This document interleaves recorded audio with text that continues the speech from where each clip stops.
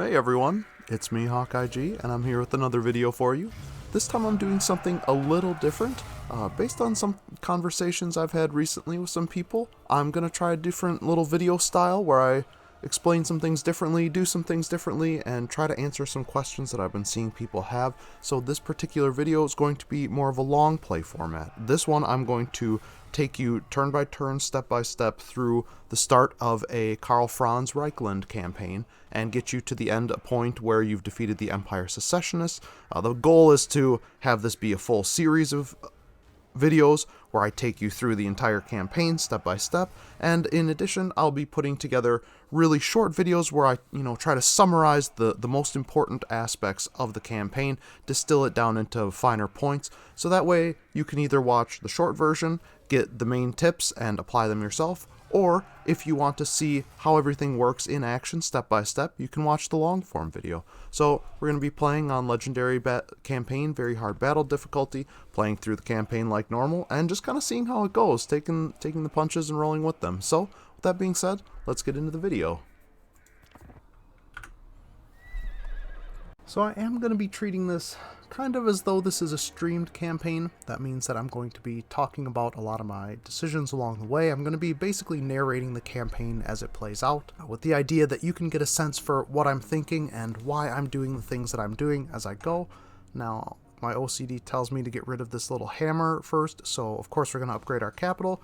Don't really have any other choices here. We still need to pick some research, but first I'm going to play out this first battle.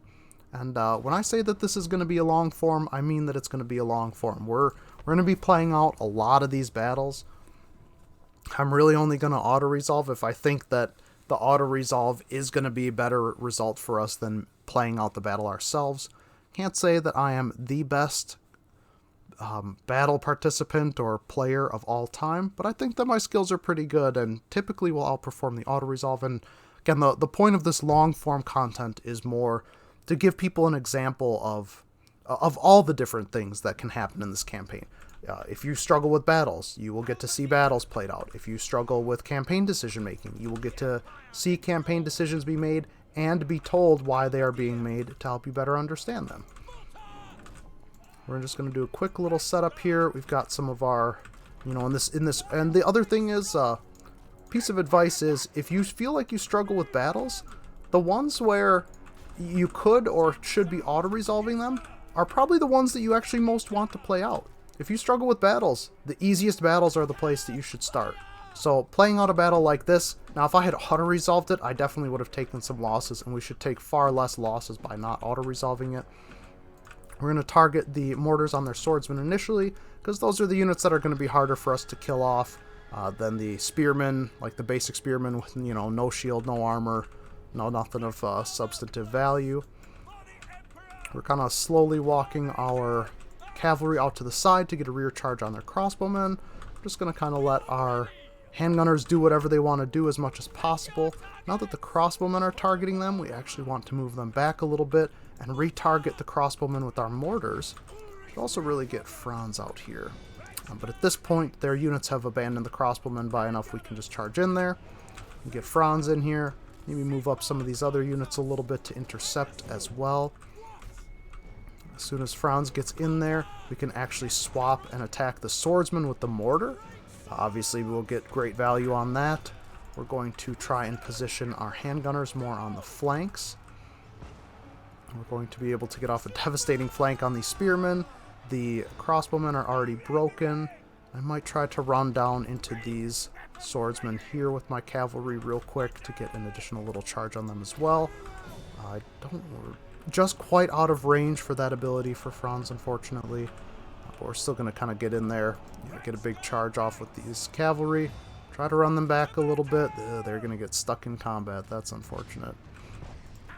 But you can see what you want to do is try to create some good sight lines for your handgunners to have here. We're going to keep shooting on this. We've defeated their lord pretty easily. Actually get my handgunners on that. I'm going to stop our mortars from firing so that they don't auto-fire on something that, induce some friendly fire. And the battle's pretty much already over anyway. Yeah, 18 losses. Actually did better the first time around, but I have to re-record the first 8 turns because of a power outage that occurred once I was about an hour and 15 minutes into recording or so, which is a bummer, but I'm committed to this. I like this idea. I feel good about it, so I'm going to keep playing this out. You're probably going to see some cuts over, well, you were going to see some cuts over the end turn anyway. I'm not going to make you watch every end turn, so I'm probably just going to stop and restart the recording over the end turn as well. Now, we really don't need that replenishment just for the one unit. 283 treasury is a small amount, but every bit will help us retain momentum here in the early game. We can see that we would replenish about enough to make up for that anyway. I'm going to do, well, we'll talk about research in a little bit. I'm going to do another battle back-to-back right away. Because of the minimal losses we took, this should actually be an even easier battle for us to fight. Despite it's giving us worse results in the auto-resolve, I believe there's still a little bit of favor given to garrisons and settlement battles that take place at a settlement location.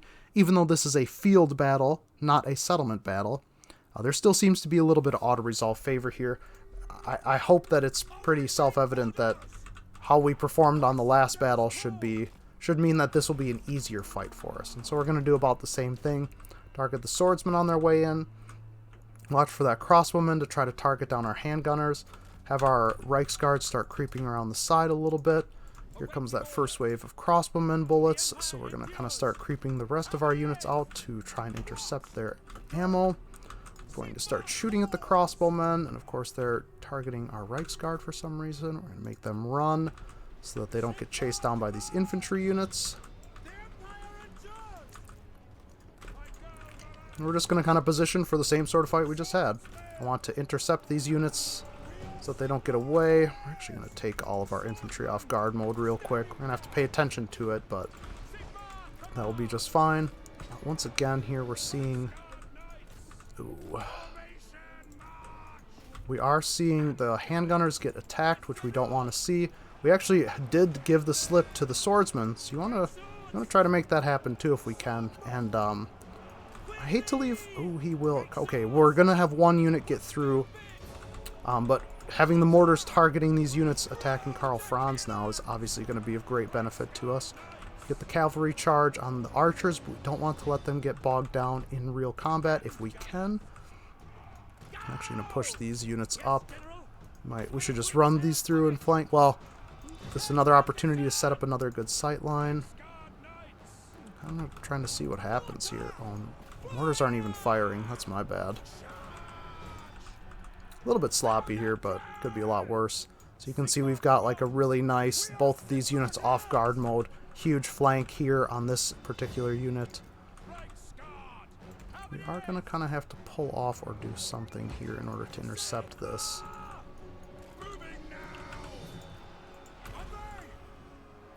We don't really have to do it that way, but I think that it makes sense.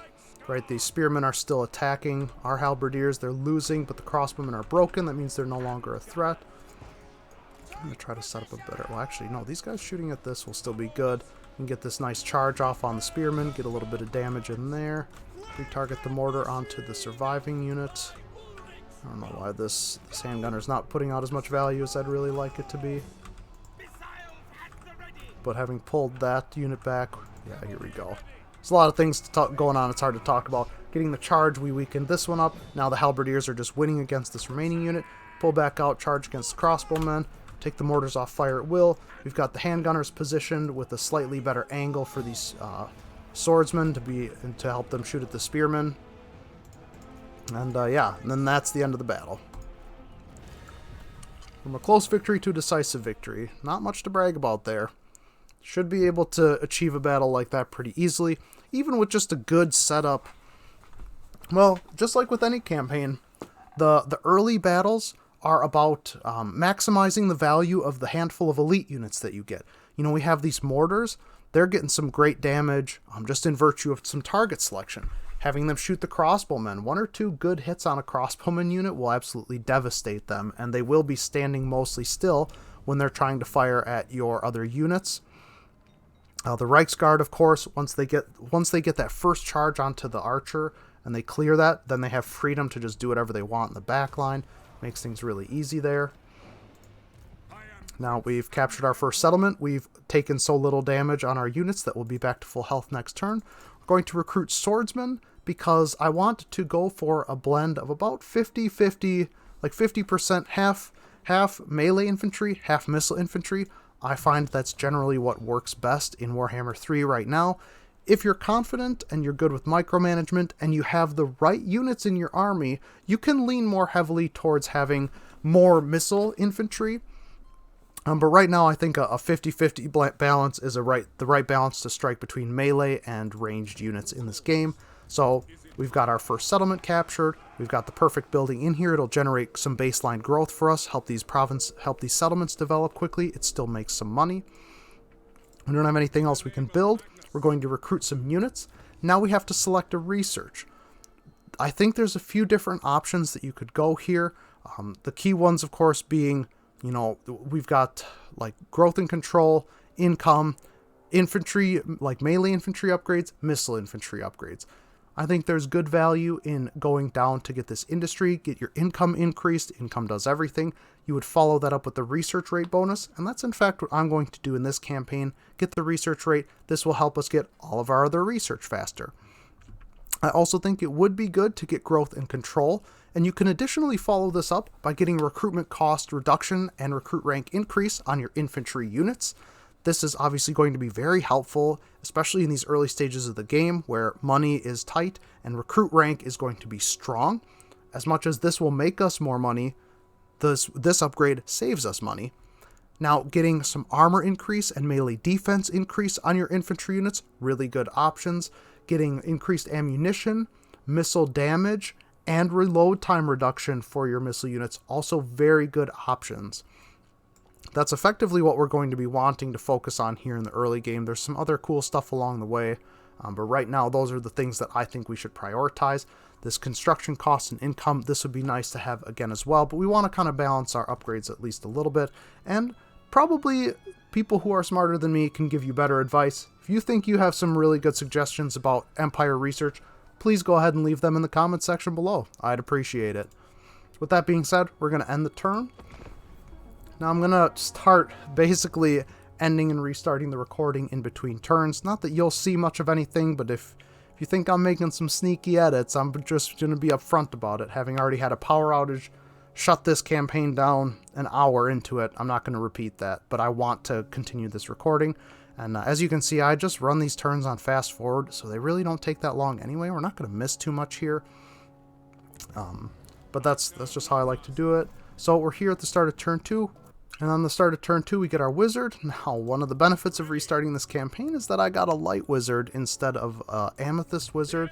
I suppose it doesn't, could really go either way. I don't know that this light wizard is really going to help me that much in the early game either. I mean, having a wizard in the early game will help, of course. Now, for skills for our legendary lord, I'm going to take hold the line just because this is a simple, like, passive area of effect boost. This melee defense will allow us to just fight a little bit more effectively with some of our units. However, I think what we want to prioritize in the early game are the red skill tree to get some boosts to some of our starter units. That it's going to give us a lot of power and momentum in the early game. I also think we should get some bonuses for Karl Franz, because while he is a legendary lord, he's still not that strong at the start of the game. So those are some of the things we're going to be focusing on with his levels. So we've got our mage, we've got our units. We really can't do anything for building upgrades. We're waiting on research. All we can really do is move towards the next settlement and end the turn.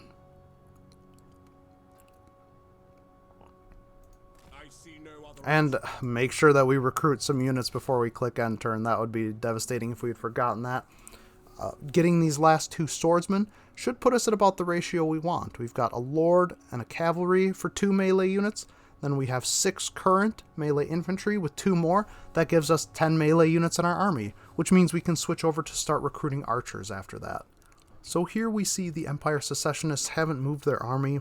I don't usually see them do anything different, but it would be a blessing if they moved into Ubersreich. That would be a dream. Then we could wipe their army out and immediately push on to the fort. The ideal scenario is somehow that we get access to destroy the fort right away. Doesn't look like we're getting that this campaign. I don't know if I've ever had that happen, so I wouldn't expect it in yours.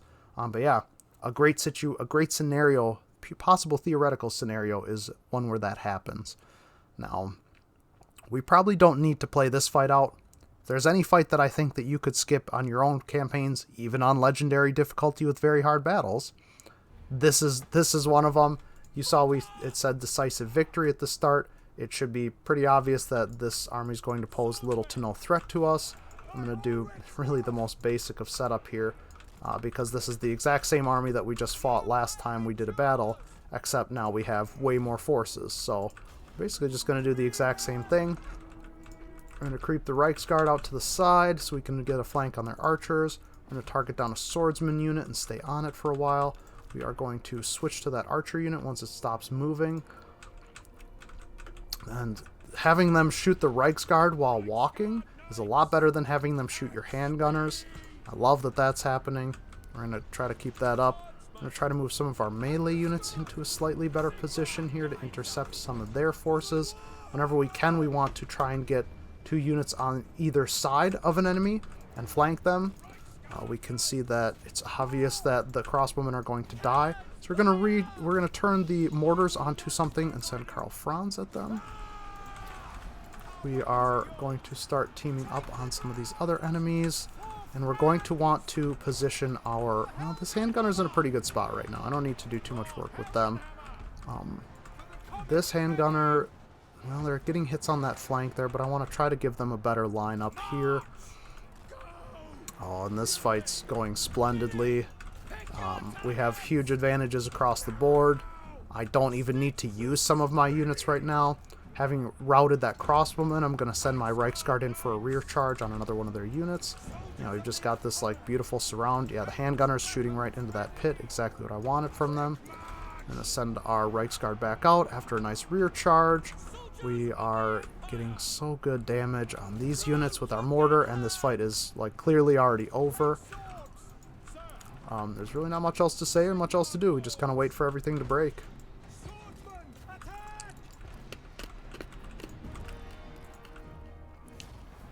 Yeah, that's the end of it. So again, could we have auto-resolved this battle? Yeah, probably. Would we have replenished the troops back from auto-resolving it? Very likely. But again, for those of you out there struggling with battles, this is the perfect battle to play out. You could see I had 2 troops available. It's possible that I could have done better. I could have worked harder on this battle, though maybe instead the takeaway lesson should be to try to do more with less. You could see I didn't need to use all of my units, and I got exceptional results anyways. One of the worst things you can do is kind of overexert yourself trying to manage too many things at once and end up having it cost you. People call this negative micro, like micromanagement, where you trying to micromanage your units actually backfires and hurts you more than it helps you. Try to be aware of your limits for that. Now, I'm going to get the melee defense bonus for Franz because that is his weakest trait right now, but then we're going to go into the red skill tree to start buffing our units. For this light mage, I kind of have no idea what I'm going to do with them. Foz protection with an area of effect is really nice. A net of Ammontok to trap somebody would be really good too. But I don't know what units. I don't know how much value. Well, we could definitely find value with some net of Ammontok. We're just going to have to create it. Now I'm recruiting 2 archer units. Like I said, we have enough melee units in our army at this point. I would rather have crossbowmen. Ooh, and Ubersreich has a barracks. That's unfortunate. So we're going to demolish this, switch it to an income building. We want to start stockpiling income as much as we can. Once our village is complete, we can get a tier 2 barracks. It'll still take some time, but that's how we get crossbowmen. Now, for this situation here, in an ideal scenario, this army doesn't move. And we can just go and immediately attack Helmgart. It will be a bit of a struggle, but if we can attack this while it's still at tier 1, that's kind of the best option for us. However, I predict, as has been the case pretty much every campaign I've done, this army's going to recruit troops. It's going to sprint down to Helmgart in order to ensure that it survives. So we're going to end turn and see what happens. All right, so turn 4, we've got an event. In these early stages, I would say 2 things to think about is favor your neighbors. Any of the factions that are closer to you, you might want to give them better opportunities, give them favor. Like, we really... I mean, I probably won't favor Hawkland just because it's extremely likely they will die early in this campaign. Otherwise, I'd like to favor Hawkland just because they're closer to us, but I don't see a benefit coming from this. So we're going to favor Ostermark. In general, we want to favor the factions closest to us, though I am also going to try to let them strike a balance. I don't really want territories getting too jumbled up. Maybe that's just a little bit of my OCD, but as much as I can keep factions consolidated in their territory, keep them holding their own provinces, I think that will be to our benefit. So when you get the chance to, give somebody a new settlement or let someone reclaim it, I try to do the reclaim option. Now, we need to look at diplomacy. And I think that in this campaign, you should want and expect to basically become friends or allies with all of the Empire factions. In the past, I might have suggested destroying one in the previous game, but we have enough enemies here that we can easily become friends with everyone, fight against these enemies. It's unlikely that a lot of these Empire factions will fight against each other. I don't want to pay Nuln to be my friend, and their fealty is dangerously low, so we kind of have to be careful of that. But theoretically, we will become friends with everybody. Now, we took a glance at diplomacy. I don't think there's too much more to do, so we're going to do upgrades. We get the income building in Ubersreich, like I said. We're going to upgrade the settlement in Grunberg, because then we can get more growth and income out of this building and add another income building to this province or this settlement as well. As far as our capital goes, I want the mages building. I'd love to get the worship building just to get a warrior priest and then demolish it. I think we could talk about cavalry units and stables. I could see a lot of value coming from pistoliers and outriders. I don't know how much you'd get in the early game, but in general, those are pretty good units if used correctly. Using a lot of cavalry for Empire isn't my style, at least not in this campaign. I think you can get value out of it depending on what you do. I'm not really going to pursue that much in this game. Instead, what I want to get when I get to Tier 3 is the Forges. I think handgunners are going to be an exceptional unit that's going to carry us when fighting against Chaos and is going to prove useful through the rest of the campaign. The only real question I think we have here is whether we go for a pair of income buildings, like getting the income building and the trade resource building, or if we go for growth. Now, I'm going to get the trade resource building. It will provide us more income. We have some growth from the port. We have extra growth from this specialty building. We really don't need a lot of growth right now, and we really do want to maximize our income as much as we can. We get the level 2 barracks in order to get the crossbowmen, because, like I said, we want that unlock. And we're going to take one turn here and go for an ambush. I typically don't end up getting this. And in my experience, even if we do get the ambush successfully, or if they don't detect us, they still probably won't attack. But Ubersreich is just in such a weakened state, and they have a full size, 10 units. They should be able to win this fight, or they should look at it and think that they can. I'd love it if they would attack us and we just obliterate this army and can immediately move on the fort. They're starting to upgrade it as well, so if the sooner we can get it, the better.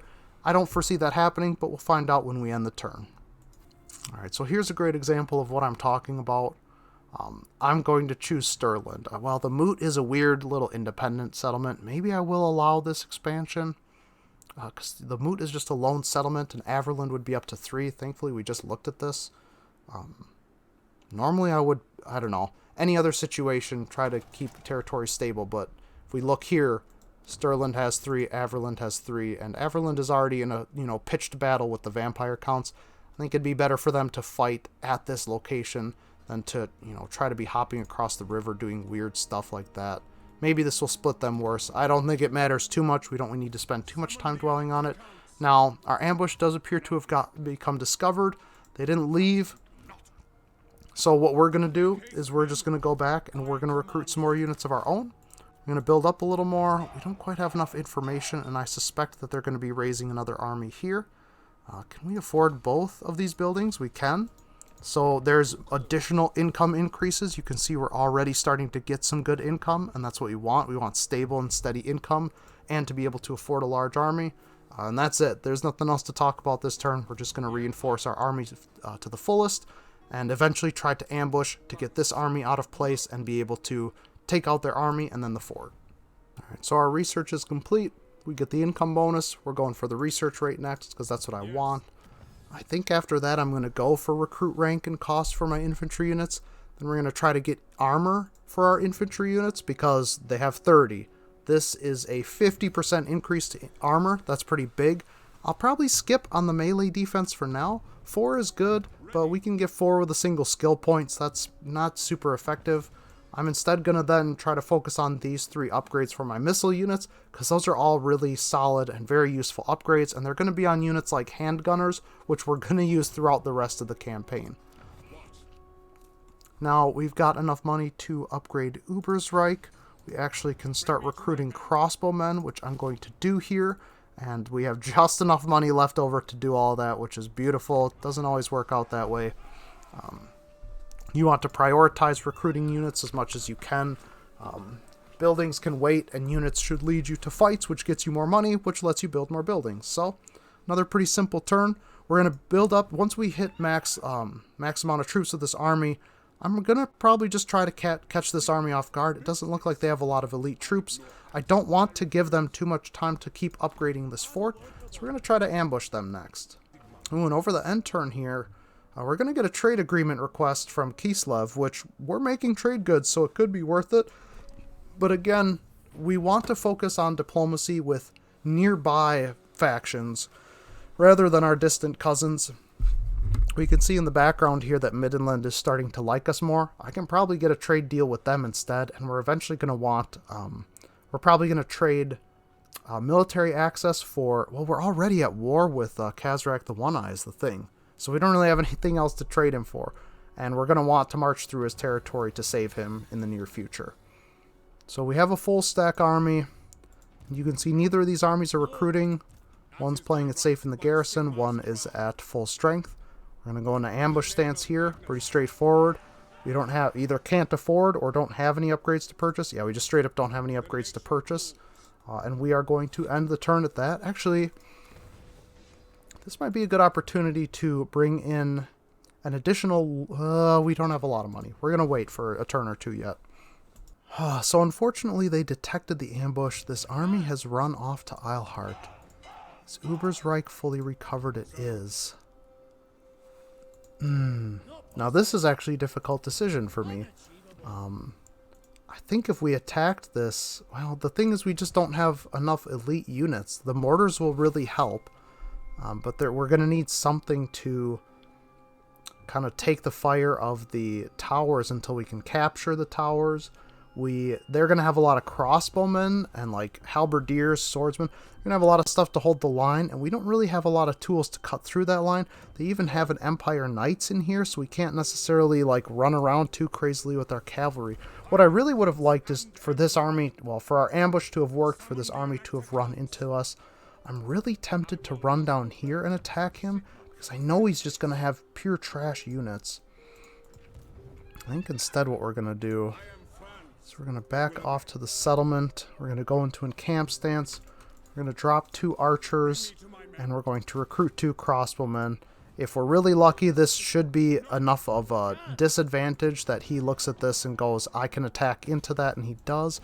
Now we can still afford 2 more economy upgrades, getting us an additional income generating building. We just finished that research that gives us increased income generation. So like you can see, our income keeps going up despite the fact that we've maxed out our army and are going to keep upgrading it. That's what you want to see. It's going to help give us the strength that we need to become victorious in this particular battle. Now, if you get the ambush here, like you want to ambush this full strength army, you want to fight it. From there, you might move directly to besieging this this fort. And if you don't feel like you can win that fight with the first besiegement, we actually have enough money here that if that had happened this turn, right, you fight this battle. If you do well enough, you take replenishment, and then you can immediately march on the fort. Otherwise, maybe you take money, pull back to the settlement to replenish and recruit some better troops. If you feel you can move directly to the fort, you recruit a new lord here. You have them start building the crossbowmen you need in order to replace your archers. 2 turns worth of sieging this fort will, help bring them down in health, and then you can replace your archers with higher quality units. You can have that lord and the handful of archers assist in the battle. In the past, I've done that, and then this army will sally out with the garrison to fight you. which is going to leave you battered and bloody, but it will also leave them much more vulnerable at this fort. Those are just some of the possibilities I've had. Like I said, I just played this through and then had a power outage, so I'm just repeating what happened in the previous campaign to kind of give some ideas. Like, you have to be a little bit flexible. This is the point in the campaign where you have to be flexible. I think it's more important to take out the fort before it can grow too strong, and like before they can upgrade it too many times. In this case, I'm presenting an opportunity for them to potentially attack, and I think that I could win the battle. Instead of, auto-resolving it, we'd get assistance from the settlement here too, so we'll have to see how that goes. What I'm really trying to say is those are the kinds of evaluations you should be making for yourself in order to determine what the best course of action is here. Whether you try to ambush again, whether you, replace units in your army. I could have even recruited a second lord, started recruiting units into that army, and then used ambush with my main army, try to bait them into attacking me, kind of do both things at once, though it would put us on pretty thin margins. Of course, we're going to take a non-aggression pact with an Empire faction that's paying us. Yeah, my hope here is that they just attack into us. They may or may not. I see that they're recruiting units. Looks like they will not. Oh, we get an opportunity to spend some prestige or a treasury. I'd rather save prestige for actually increasing Imperial authority, so we're going to pay for this. Get some fealty. Now this isn't going quite how I wanted to, and this is where I can definitely see how some people get stuck at this point in the campaign. I don't want to move out. I want to move out and attack Eilhart. I'm not sure how well I would do, and we might lose Ubersreich in the process. I'd really like to, I want to eliminate this army. In order to take the fort, you want to eliminate whatever their big army is, then you will be able to capture their small army, siege it down. An ideal situation is where we get an ambush successfully. Now, I think what I am going to do in this particular situation, I'm going to ambush my main army. I'm going to build a new army and have them start recruiting my last 2 crossbowmen. Give them a couple, if we can give them the Grand Hammer and Grand Shield of Sigmar, we'll actually do that instead. That'd be nice, get this guy in there with some buffs, that'd be a fun little strat. And we still somehow have enough money to buy our remaining income increase. So, Lord not moved, yeah, that's fine. So we're going to see if this works. Again, when you get stuck in this stage, this is the one spot where you kind of have to figure out how to balance things. Again, I probably could just march over to Eilhart and kill this army, take that settlement, but then I still end up having to wait for this army to sally out. Instead, I want to either sit in camp stance and wait until they've built up the forces that they feel they can defeat me. Okay, I think that is a good option to do. Or, what we're doing right now, have one, lord with a small or no army, or a settlement that appears unprotected by going into ambush stance, and seeing if we can bait out one of their armies into an unfavorable encounter. No, oh yeah, it looks like we got discovered. So we tried to do that, but we got discovered. That's unfortunate. So this is definitely taking longer than I'd like. If it's taking you this long, you really don't need to worry about it. Here in Ubersreich, this is a good opportunity for us to take growth, to be able to accelerate our advancement to the additional levels. We can still afford the industry building. Now I'm going to trade units here for some archers. Now we've got one army that's very strong and very solid, and I'm just gonna keep trying to ambush. I'm gonna put some more basic archers into this army, try to keep our costs down, but continue to build up our forces. I keep going this ambush route. The thing is, if I just sit out in camp stance, that might be a better option. We're going to at least try the ambush one more time, and then we're going to see if we can just get them to attack us because they think that they have superior forces, which they do, and we're going to have to play out a difficult battle in order to overcome it. I think the ambush stance is probably the better option if you are less confident in your combat abilities. However, the downside of the ambush approach is that, of course, as we can see, not really guaranteed to happen. Sure, anytime you can take payments for a deal that means nothing to you. Now see, here we get the ambush successfully, but they didn't move on us, and we have Khazrak coming down from the north, so this is kind of the worst of both worlds. This is actually quite bad. This is not at all what I wanted to see. You want to catch one of these armies out. If you think that you're going to struggle at this point, like, this is where I'm debating if I wanted to show off like a flawless or a great campaign. It took us maybe an hour to get here. That's definitely a time loss if we restart, but this is where you might consider restarting your campaign, because this is tough. Like, they have a lot of forces now, and we're going to have a tough time overcoming that. And I don't like that Khazrak is moving down here from the north side, so I am going to reposition my other army to the north. Now, we actually have the growth points, but we don't have the funding to upgrade our settlement. This is why I stressed getting income buildings early on. We've been heavily developing our forces, but and even though we've been focusing on income, we still don't have the money that we need right now. So we're going to try to ambush one more time. If we can fight only one of these armies instead of both, that would be a dream come true. And I think that it's likely here. If we get detected, they are going to attack us. We are going to have to try to play this out, and it's going to be bloody. So let's see how that goes. Okay, I have to admit, this is not at all the outcome that I expected. They did detect the ambush, and they ran both of these armies to the north. I am struggling. I'm at a loss for words. I'm struggling to understand this decision and how it benefits them. I guess it keeps their armies safe, but they can't attack anything from here. I'm going to just move in and take this fort this turn. That's the biggest obstacle that you face here when fighting the Empire Secessionists is taking this fort, particularly because it's difficult to do if they have any sort of army here. I probably could get through it when they have just one lord and 4 archers if I have a fully upgraded army myself, but it's tough. Even now, the game thinks that you can win this, but you are going to take heavy losses. I can take solace in the fact that they shouldn't be able to get back here and attack me after I capture this. I'm really hoping that I take fewer losses than the game predicts. And so, of course, we're going to play this out and showcase how to approach it, or I'm going to do my best. But again, being able to unseat them from this settlement will help us a lot. I don't know what happened with Khazrak. I hope he at least ran away. He's probably just sitting in hidden encampment stance. Ideally, after this, the secessionists don't move and we just go back to the ambush plan, because we can't really take on their superior numbers unless it's on the defense. So this deployment, I'm actually surprised. I forget how close it lets you deploy. I'm going to try to tuck this mortar into the corner.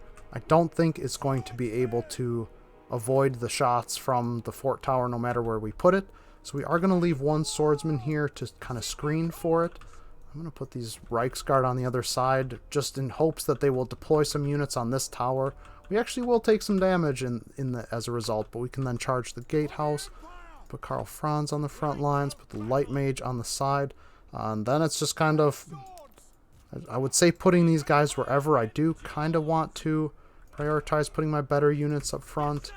I want to sort of hide I'm going to want to try to tuck the handgunners off to the side so that they're not getting shot that much. Crossbowmen are going to be valuable, and I'm going to want them shooting over the walls. But I don't want the handgunners to take damage as much as I can. So we're going to just grab everybody, fling them forward for now. We're going to send... Oh, he's on his mount. Oh, I totally forgot.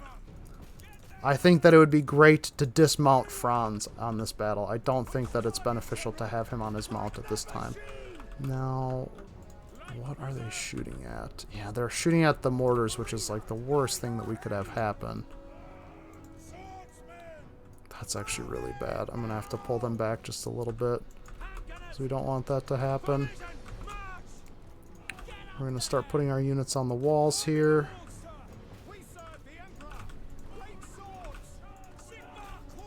Actually, let's get these over here. Spread our forces out a little bit. Put the greatswords right on some of their stuff. And they're making some weird moves, so we're having a hard time getting good firing lines for our crossbowmen. This one is just getting absolutely slain. We're going to try to pull him back. I'm going to try to see if we can counterfire on them a little bit.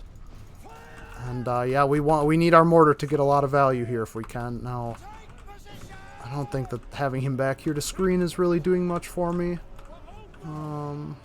We're about to break through this gate. And that's just going to become a mad scramble. Where is their cavalry? There it is. Now, to be honest, if they're going to let us, we're just going to rush right to the end. Because we've got a strong enough cluster to be able to do that.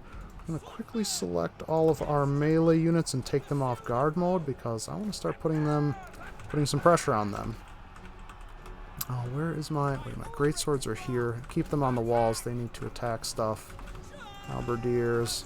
Archer unit. The more of these archer units that I can... Yeah, see, and I knew it. I tried to hide these handgunners as best I could, and I still didn't do a good enough job. And you can see they just get obliterated. Like, those, they took a ton of damage, got no value. I really wanted to get them out of there sooner, and I utterly failed in my attempts to do so. I don't want to shoot on the walls, because that's going to risk a lot of friendly fire. I don't know that this is going to be the best case scenario. Yeah, to capture this? No, we need these units in the fight. That did kind of peel some of their units off, which will help us for the time being, but I'm not even sure. We'll maybe get the mage on the walls here and see if we can get some damage. We can actually put these archers up here on the walls now. I don't know what to do with this guy. Some of these damaged units are going to have a tough time really pulling through effectively. These are some terrible angles here. We're going to start shooting at these swordsmen. Looks like the AI is actually kind of beating us here a little bit on that part of the battle. But now that we're in here, now that we're getting on top of their units and actually dealing some damage, we should be in a much better position. I'm going to risk pushing them in there. I'm going to take these units and just try to move them off to the side. Artillery with some big hits on the swordsman. Probably a little friendly fire, but at this point that blob is bigger for the enemy than it is for us. So I think that has some value. Yeah, it gets pretty hectic. If you're not on very hard battle, feel free to slow it down. If you are, just try to keep pressuring. Yeah, lost a victory point, who cares? We're in their back line. We're able to get some charges on some of their archer units. That's really going to have a lot of value for us and help bring them down in strength. Actually might want to get a rear charge. Oh, here's another good crossbow. Like, breaching the walls and taking control of this is going to be the hardest part for sure. Oh, these archers are... What are they doing? Is this from, like, an attack order? I don't actually understand what's happening there. Try to get these guys up here if we can. These guys, I should just put in a control group real quick. We're going to try to keep running around and hitting their backline as much as we can. The more we can disrupt them, the more we can damage them, the better off we'll be. Finally, we discover what the use for Net of Amantok in this battle is going to be, and it's going to be to pin their cavalry units down and prevent them from preventing us from doing whatever we want. We are still in such a weird position here, and I think I'm actually going to try to have our mortar shoot on these swordsmen. We're going to risk it. I'm going to put these guys in position. Despite taking severe losses here, we're still actually coming out on top. And I'm going to have a hard time talking while I try to focus on taking out the rest of these enemies. Where's my number one? Yeah, now we're kind of getting hit here, so I'm going to try to get out of there. This is, yeah, and they're stuck in with some spearmen too. That's bad. So I should have retreated those guys a little earlier. This is the point where now we're starting to win the infantry war, right? We're pulling ahead on the ground. So that means that this is the time where I want to keep safe with this unit, right? My lord, my cavalry, kind of get them to safety and keep them from suffering too badly. Oh, and we could have captured that to dismantle those towers. Well, that's okay. Feels like we're in a really great position here. We can just run this down here. Yeah, I mean, it's actually looking incredible for us. We're going to move this mortar up, take it off fire at will, because I don't think we even need it anymore. Like, our archers are on the wall, the dream scenario. We are going to try to position these here as best we can. We're going to maybe try to get a counter charge here. I really don't even want these Reichsguard fighting, and I wish that I was closer here to help with that. Let's just... I'm going to put him out here. We're going to risk it. Well, we're going to start moving some of our other units up. Yeah, I mean, everything's on retreat. Yeah, there we go. Okay, well, bloody battle. I'm glad I could demonstrate it. I'm glad I could win it. It feels, at the start, it can feel disheartening. Feels like you're not winning, but that's because you have to fight really hard to take the walls. You know, we did suffer some pretty severe losses on one of our units here. Do they still have... Oh, no, their towers are destroyed. Okay, somehow this unit is taking damage. We're going to end the battle, and then we're going to talk about it. Yeah, Pyrrhic victory. And that's fine, because the auto-resolve thought we would lose all of our melee infantry. We took a lot of damage on the swordsmen. You have to take damage in order to take the walls. They got shot a lot. In a way, that's still a good thing, though. All of our missile units are still at very good health. When the enemy attacks us, the damage is going to be coming from those missile units. Like, when we're getting outnumbered... Well, having the melee units to hold the line is also going to be useful. We don't really have that as an option right now, but that's okay. I mean, we did it. Like, we won the battle for the fort, I think, pretty easily. Or at least with a pretty good advantage. Probably could have done better, but you could see, right? Yeah, I even took so much damage on those handgunners. Like, that was really not a great situation. But we can also... What I'm going to do is just fuse these 2 weak swordsmen together. We're going to recruit 1 spearman to fill that gap. And in 2 turns, basically, we'll be back to full fighting strength. I can now afford to upgrade Altdorf. I'm actually going to buy 2 swordsmen on this army if I can. Because I don't know where Kazrak is, and I don't really trust him. Yeah, local armies, characters. We don't know where he is. I don't know where he is right now. We are going to look here. Oh, and we can... Huh. That's sad. This trade agreement's pretty bad favor, but he will definitely take military access, and that will continue to increase his attitude towards us. If we can just keep getting that, we will eventually get that trade deal with him. I'm surprised he won't take it already. Yeah, Ostermark will take it. Like I said, I got to be careful not to start making deals with people who are too far away. You don't want to give away your trade resources right away, because that's part of the calculation is... Yeah, economic value. Well, you can get a negative point for too many trade partners. If we don't have a lot of trade resources to give out, it devalues our trade option in the first place. So you want to be careful with that. Got a couple of skill points to put in. I'll take a Foz protection just so I have something else to cast. Maybe another point into Shem's Burning Gaze. I'm actually really tempted to take this scouting just for the additional magic item drop chance. Every little bit helps. We don't make any income here. Don't have any control here. I suppose the best we can do is the income from tariffs and the growth. And that's the end of that turn. So that's pretty successful. We're still in a little bit of a touchy situation here. Like, they do have a barracks, so they could start converting some of their units over into higher quality units. They still have a big, like, they have more units than we do, so they could threaten us pretty effectively. But to our advantage, we have now taken the fort. It's the hardest. If they had these 2 armies and the fort, but we had the whole province, I think that we would be in a worse situation. I think it's easier to defeat these armies. Like I said, 1 more turn to recover, and we'll be able to fight these enemies with full force of our own. We're going to have to wait and see what movement they take here over the end turn. Oh my. So, once again, they have made a move which is practically indiscernible to me. They're not even at war with anybody up here. This army can't march to Altdorf. And if he tries to attack Altdorf with this army, he's going to lose. I have no idea what that decision was, and I'm here for it. That's favorable. That is about as favorable as things can get for you in a campaign. I don't know. I don't know what to tell you to replicate that. This is just fortunate. I don't know what they're trying to do. I guess there's no point talking about it any further because I don't have the answers. I think we're going to move here. I'm really tempted to replace these swordsmen.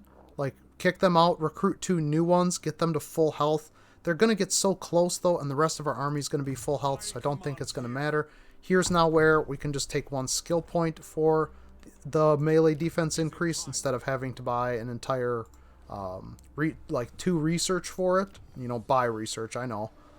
Now, we got our research rate bonus. It unfortunately is not strong enough to affect this, which I think that it should be, but maybe I'm doing my math wrong. But you can see at least the Imperial Universities is down a turn. I'm going to get tithe rebates into local militia, recruit rank for infantry units. If I had 2 bonus recruit rank for those swordsmen, I'd be kicking these 2 swordsmen out and recruiting the advanced ones. And if this was already done, they would be cheaper as well. Undoubtedly, we're going to recruit additional infantry units in the near and distant future, so that research will benefit us to pursue immediately. With that being said, I don't think there's any other changes to be made this turn. I'm happy with the few troops that this guy has, some swordsmen and some archers. They can't. I like, this guy's going to have to run back to Isleheart, or I'm going to be able to attack it next turn and he's going to die. So that's just where we're at. Oh yeah, building upgrade. I'm not going to spend money on a growth upgrade. You can see the 10 points of growth. Is that worth 1,000 gold? Not to me. Maybe later, but right now we don't have a massive surplus. So here's a great example. This is exactly why we save our prestige, like I mentioned before. I could have used it to gain like 1 fealty point. That means nothing in the face of gaining 1 imperial authority. It's going to run us out of prestige, which might put us in a bind in the future. That could potentially cause problems. But right now I'm going to take this because that brings us out of the negative. Like, this is what you need to do in order to keep your imperial authority stable. You need to be building prestige, you need to be saving prestige, and you need to make use of it here effectively. Oh, Parvon's been destroyed by the dwarves. What a weird turn of events. We can't get a non-aggression pact with Wissenland, which we would like. Talabecland we already have the trade deal with. Middenland is on their last breath, and that is really not good. If possible, you do want to move things along a little faster than I have in this campaign. Some of it is a little out of your control. We could certainly debate whether I should have taken a fight earlier, played more confidently. Maybe if I wasn't on the difficulty setting that I am currently on, I would have been more willing to do so. However, we're in a good position now. I can move to Isleheart. This army's in march stance, so it's going to be tired. He hasn't recruited anything, so his units are going to be trash.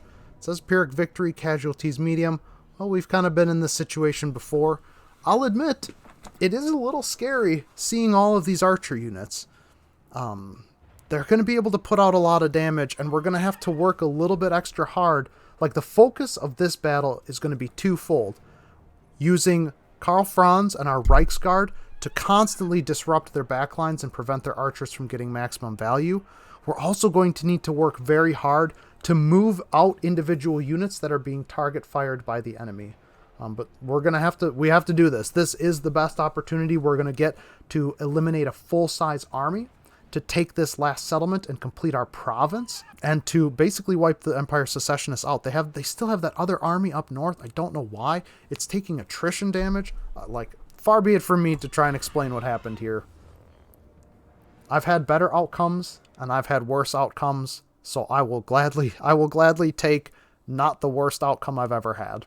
Now, that being said, this is still going to be an utter beast of a fight. We are going to have to push, but I have a feeling they're not going to push us. So we might try to get set up just a slightly better spot. I'm going to first build a formation out. At least we all have all crossbowmen. That does make me happy because we're going to outrange their archers by a decent amount. 40's not a ton, but if they want to push through and attack something like my handgunners, they're going to have to really try pretty hard to do that. I'm sure that they're going to anyway, but the point is that we will be able to put out a lot of damage and heavily punish their archer units for trying to do that. We are going to put Karl Franz and the Reichsguard in a control group again. I think we're just going to place them down over here. I'm going to take them off guard mode. We're going to take all of our melee units off guard mode, because we are eventually going to want to just push into their lines. They have so many archers that we want to get to the archers and start attacking them if possible. Looks like we have enough units to make a pretty wide flank here, or a pretty wide span of units. I want to make sure there's still gaps here. I think once again I forgot to go on ultra unit scale. I've been playing on large for so long that I forget to ever change the settings. Now we're going to take these. We're going to take these and push them up here, because I really think that well, we'll see. If the enemy moves, I'm going to kind of want to pull back into this area so I have good line of sight. But yeah, the enemy's just going to let us take whatever position we want. So I'm going to move right up on top of this hill, and we'll have our back against a rock a little bit here. We can get these guys over on the flank a little bit. Nobody has to run. We're going to put it on fast forward, and I'm probably going to skip ahead ever so slightly in this battle just to reduce what video time I can. Alright, so we're nearly in position here. Most importantly, our artillery is in position and is beginning to fire. I'm going to kind of adjust them a little bit by my infantry more time to get into the formation I desire. And we're kind of going to let the mortars fire. They're probably not going to hit anything, but the purpose of having them fire is that it's going to force this enemy to come to us. And yeah, with this positioning on the hill, with the line of sight we're going to have, it's just going to give us some slight advantages that I think are really going to be beneficial in the long run. We're just going to kind of let the mortar waste its ammo a little bit, see if after a couple of shots they move out. There's also a nice opening. There's a big gap in their lines right here that I'm probably going to try to exploit with my units. It looks like we might not get the chance to, depending on how they reform their ranks. I'm going to have these guys stop for just a little bit. So I don't want to use up all that ammo. Yeah, we're going to try to cut right through this line right here and disrupt as much of their units as we can. See, now this is, like I said, the other focus of this battle is going to be trying to make sure that we don't take too much damage on whatever unit is being focus fired down at the time. We've got lots of units that can do a lot of damage, but yeah, they're going to be able to focus fire us down pretty easily here as well. We just have to be careful not to sit in one place for too long with those kinds of units. Getting into the back line here, we're going to want to run those units away. God, these halberdiers are taking so much damage. Should do some focus firing of our own to counteract some of these attacks. We can start moving in to counteract their attacks as well.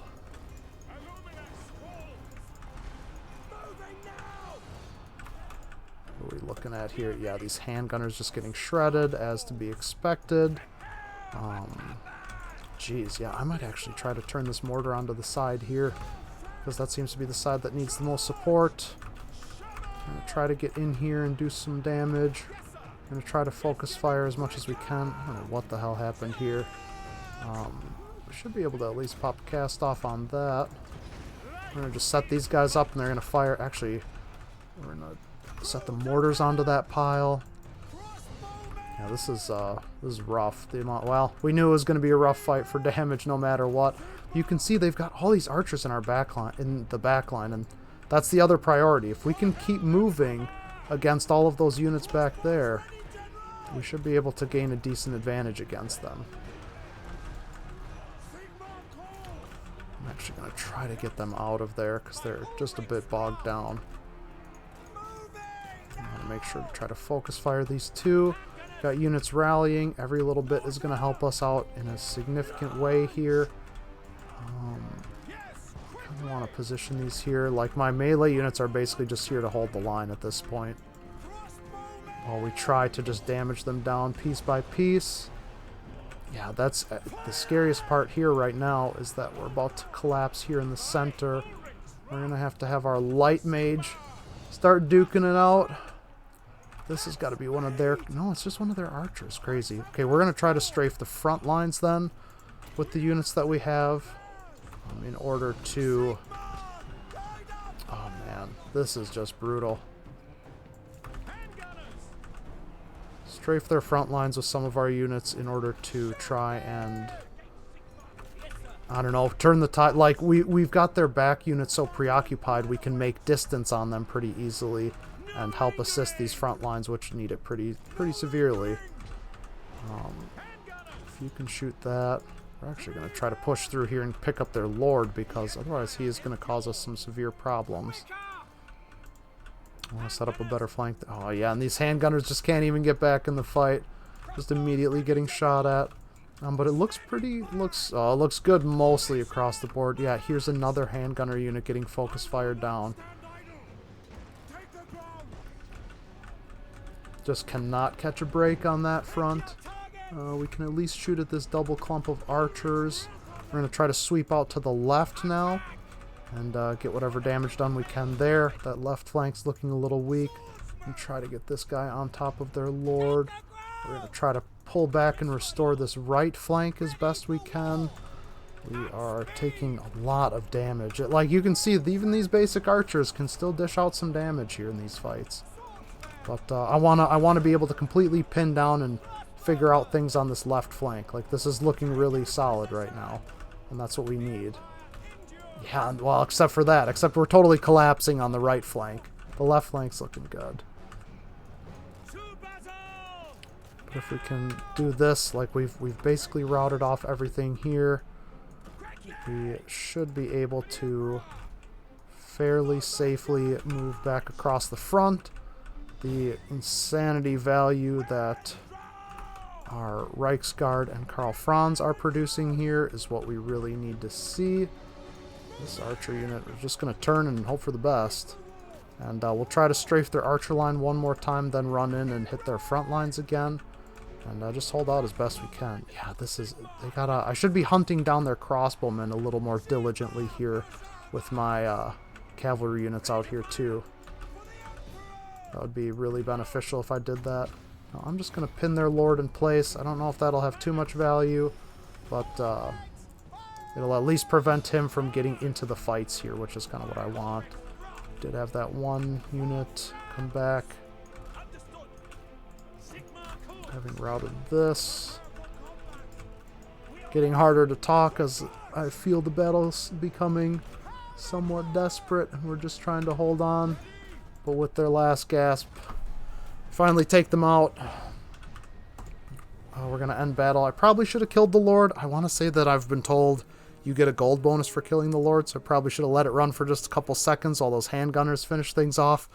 But I wanted to be careful not to take any friendly fire damage, like any additional unintentional damage at the end of this battle. We already took a lot of damage, but you can see we were severely outnumbered. We came out of it on top. Once again, we outperformed the auto-resolve. This was a battle that took a lot of effort and a lot of micromanagement. Probably still could have performed better. But like I said, we just focused on two main things. Trying to retreat, trying to pick focuses before a difficult battle like this. You know, trying to read the situation and decide on what the biggest problems are going to be and then responding to them correctly. Of course, we still took a lot of damage on some of these units, even when we tried to retreat them. It could have been worse, though. And being able to balance correctly, you know, our cavalry unit getting a lot of value. Karl Franz maybe not getting as much value, but having him support the Reichsguard. The mortars just trying to find good opportunities for them to shoot big clumps of units. Yeah, this worked out great. Like, that's a lot of damage. We might even loot and occupy just to gain the unit replenishment, because his other army is going to come back and attack us over the end turn. And there's nothing we can do to, like, I want to fuse some units and replace them via recruitment in order to speed up the process of recruitment, or a process of restoring my army to full strength. But that being said, the loot and occupy will still greatly push us in favor, like, will strengthen us, and I still have to wait a turn. Like, they're definitely going to attack me. They might just besiege me and not actually attack me, which is going to be really irritating, but I feel like that's the most likely situation. They know they won't win if they attack, but they still have to do something to keep themselves from dying of attrition. So they'll attack and besiege, preventing our replenishment, preventing our recruiting. We'll kind of lose a turn there. It is what it is. This I still think is a great situation. You know, we'll have, however soft these may be, we'll have troops in the settlement to help us. We have an army that is at good strength and will be fully replenished if we don't get attacked, or if we can just fight them over the end turn. I wish we could just move out here. Get him to join us in the offense. Join war against... Yeah, they can't. I've never actually bothered to look at that. Ostermark about to die. How are they not dead with 0 settlements and no military strength? It's a question that nobody has the answers to. I mean, that means they have a lord somewhere that just escaped for a turn. Oh yeah, and we finally have our province under control. I think I'm actually going to take the income. It's pretty little. 5% from all buildings doesn't feel like much. It's only going to be about 100 gold a turn. But I don't think that we need the growth. We have 3 growth buildings already, plus the port. I don't think that we need that, and we don't have enough trade deals that will get a huge bonus from the trade resource increase as well. Oh boy, and Festus demands a gift? Or we would go to war if we decline? I mean, we're gonna go to war with him eventually. The only reason it makes sense to gift it is to make it so that the war happens when I choose instead of when he chooses, but also I'd have no reason to give him money.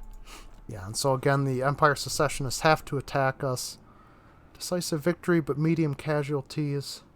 And I think that this would be a good one to play out. We really want to minimize damage taken here. Like, really badly. I could see over the end turn, Kazrak, I think, has destroyed Boris Todbringer at this point. That's bad. That is not what we want. I mean, it basically just took us a little bit too long. You know, you have to play this dance with the Empire Secessionists every campaign. I feel like the first, 6 or 7 turns are basically scripted. They will play out almost the exact same way every time, no matter what. But when you get past that, once you're about ready to take the fort, but you need them to, you need to get them out of the fort in order to take it, that's where things can get kind of tough. And just no perfect answer. I don't know. I think it went fine as is. Went about as good as we... Well, no matter what happens, there's a way to navigate through it. That's really the point I should be trying to get across.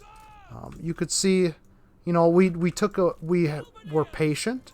We waited for an appropriate opportunity to present itself. Once that opportunity presented itself, we didn't waste it. We moved in and we took them out. And despite taking a lot of damage here, we got to see that over this end turn, we should be able to restore ourselves to good health pretty easily. We've got some fairly decently developed tactics at this stage of the campaign. Yeah, and he has to actually attack us because we are on the defensive, so that gives us an even bigger advantage in this fight already. I don't know if I really need to turn the guard mode off for the infantry, but it seems I already did. I'm keeping all of my low health units in the back line with the exception of my spellcaster because I want to see if I can fire off a Shem's Burning Gaze and get a good hit on them to start. We're going to let the mortar just retarget on its own free will for a bit. Although I really should just be focusing down one swordsman if I can. Big clump front and center.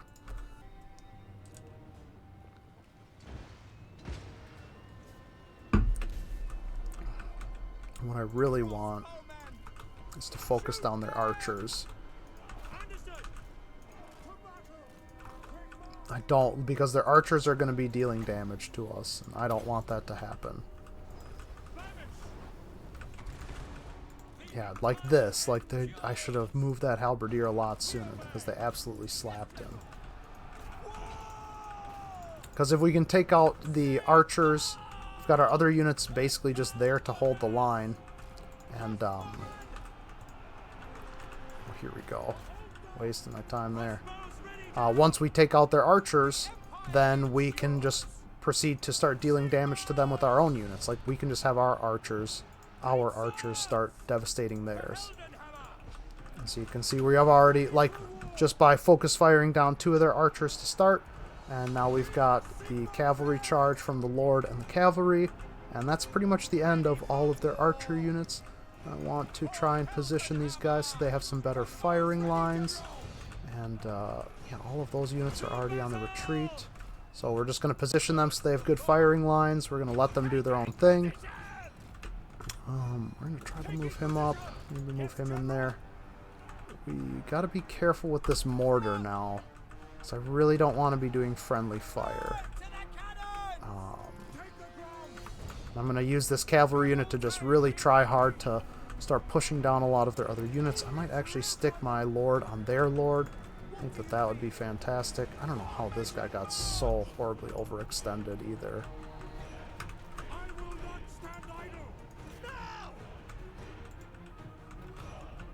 It's just on an attack order. You know how it is. Oh, I suppose I did. That's right. I did turn guard mode off for them. It's a great example of why I said I didn't need to, because it just backfired in the course of this campaign. Okay, mortar's getting some good hits there. Don't really see another safe target for the mortars. We're just going to call them off for now. Right Guard can come back. Oh, that's a big hit from Franz right there. And now we can kind of see the effects of the positioning of the archers really starting to pay off. Takes a little time to get them into position, but once we've got these straight flank lines we can run, it's just way easier to run them down. And we're going to try to kill off their lord and see if that really does help with the gold benefits a little bit. Make sure our units don't get caught in too much friendly fire. Yeah, their lord's already dead, and there we go. Pretty minimal losses. Focus firing down the archers meant that they didn't get out as much damage as they could have. They still did more damage than I would have liked, especially on that halberdier. But focus fire 2 of them down, and switch gears, focus fire 1 of them down, and cavalry charge the other. And now the rest of them are focused on dealing damage to the enemy army instead. Yeah, I think that one actually went pretty well. That one I really enjoyed and felt comfortable with. Now here I'm going to take replenishment again because I know the beastmen are right around the corner. That army appears to be completely dead. Nope, he does retreat. That sucks. A quest has been issued, mighty lord. A great adventure beckons. And the cute little quest notification. For while the potential rewards Yeah, that's cute. So too are the perils. We can easily get some good deals with Nordland. In fact, I'm not even sure if I want the trade deal with them. Of course. Might as well. Who else can we get? Stirland would be good. They don't like us enough. Golden Order would be good. Everland would be nice. Wissenland, there they are. Yeah, okay. Not much we can do there.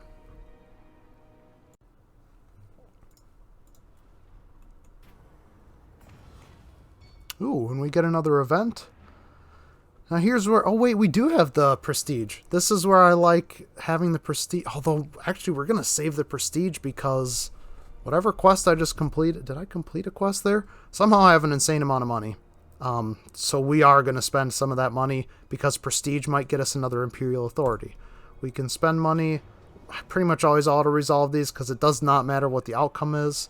And we get 500 treasury plus 600 treasury plus 300 prestige. How nice is that? Only cost us a little under 1,000 to get an extra 250 prestige and a fealty. And the caravan arrived. That's where some of the money came from. So now that is what I really wanted to cover for this starting deep dive. Some missile resistance could be good on Franz. I think that I really still want to get these missile unit upgrades first, though. I think that's what's going to help us out most here. So we're going to try to max this skill out, then maybe get some personal skills for Franz. Health will help him out. He already has a lot of armor. Melee attack, not that he needs it, but this is what I want. And then we're going to start unlocking some of his unique skills. We could move out this turn, and really in one more turn we'll be fully replenished with this entire army.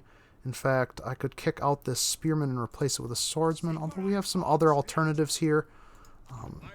Eilhart could upgrade any of these. I think it actually makes sense to upgrade Grunberg.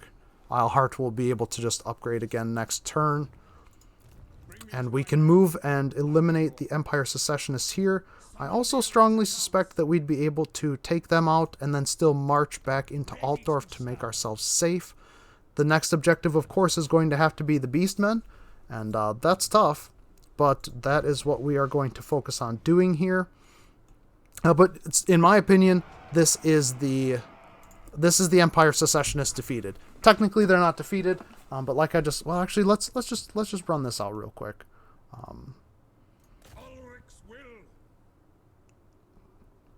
We make the attack. This is one battle that I am gonna auto-resolve. Auto-resolve hates damaged units. This army's already in a bad position. Yeah, we lost 64 troops. I don't know that I would have done any better than that. That's great. Get another 1,000 gold. Faction destroyed, Empire Secessionists. That is the goal that we set out for here. Now I am going to pull this army out because I will be able to march into Altdorf with Franz's army. We will be fully replenished on the next turn. Actually, it won't even... We'll swap this spearman out for this guy's swordsman next turn. Can actually have him recruit some more units if we wanted to. I think I might have him do another archer and another swordsman. Have this guy try to back us up because we're going to want to push here. What we want to actually do... Oh, it's so bad because they're already all in ruins, but I would restore all this territory and give it back to Middenland. At this point in the campaign, like, we would get the Imperial Authority back. I would rather have him as a fighting force and an ally. I mean, would I? We could take over all this territory for ourselves. Well, that's a dilemma for another time. That's maybe a different question that I'll have to answer a different day. If Middenland is at all alive, to me, there's no question. In this early stage of the game, you don't need the territory, you need friends. You restored them and you keep your Imperial Authority up by giving them another territory back. You help them recapture this, and then it becomes...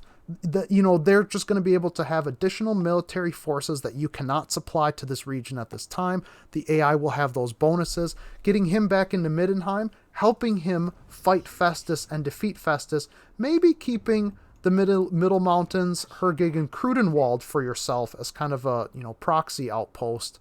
I think that is the right call in this campaign. Here I am going to seriously consider just taking this territory for myself because it's already dead. But I still think, even in this scenario, there is benefit to giving it all back to Middenland. Right now, my Imperial Authority is hurting, and it would be better if I were to just restore this and get my Imperial Authority back on track. I'm strong, I have good income and solid provinces. I don't need the additional provinces, though it would make me strong. Ultimately, it might be better to have another person to help me fight these other forces. Like, if I start taking this territory, the Black Pit tribe of the Greenskins will be attacking me and flanking me. I think it's a tough call. I feel like you could really go either way with it, and either of those could be a good decision. I'm really struggling with it just because all of these settlements are already destroyed, but I think in the end I will still restore Middenland, because then it's just a buffer state. I can still walk away with some territory by capturing some of this stuff up here in the northeast. Maybe it's even a better idea to give this stuff back to Hawkland and keep Middenland's territory for myself. That's actually a possibility I'm just realizing right now as perhaps the better outcome. Would be cool to revive Middenland and get Boris Todbringer. I don't think that that's critical.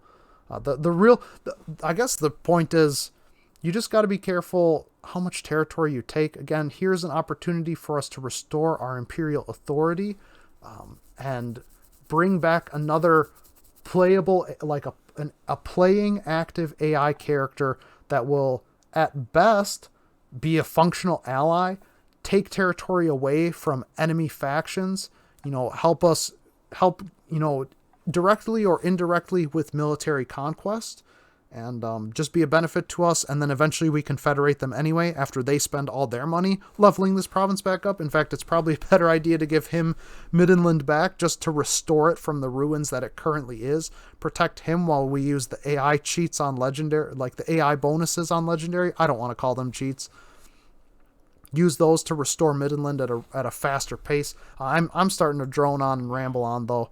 Point is, we've got our goal complete. We're going to be back to full strength. It's turn 15. Turn 15 is a perfectly reasonable turn to have eliminated the Empire Secessionists and still be in great shape for your campaign. Again, we'll be back to full fighting strength.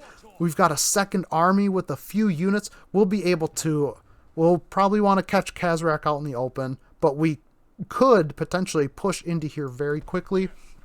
We're a turn away from tier 3 on our capital, where we can then get a forge, get some handgunners, and prepare to push Festus. Could upgrade the fort, but to be frank, I don't really want to spend the money on that because we're going to have other important expenditures. This is really concerning that the Wood Elves are creeping out here, but hopefully they're kept busy enough by anything other than what they're doing currently. Maybe we can sneak a non-aggression pact in there. Again, I'm getting sidetracked, and I really need to just wrap things up because we're at a good stopping point. I will continue this campaign and these videos. I will show what it's like to push north. I don't think Khazrak will be super exciting to talk about or take out. Usually this, if you just get their army in any sort of combat, I don't know, the Beastmen are super easy to kill at this point in the game. The hardest part is just actually catching them. And then fighting Festus, which is actually going to be a challenge. That's going to be a difficult task. It's going to be a chore. And I'm going to want to, so that will be the next chapter of this campaign and this video set.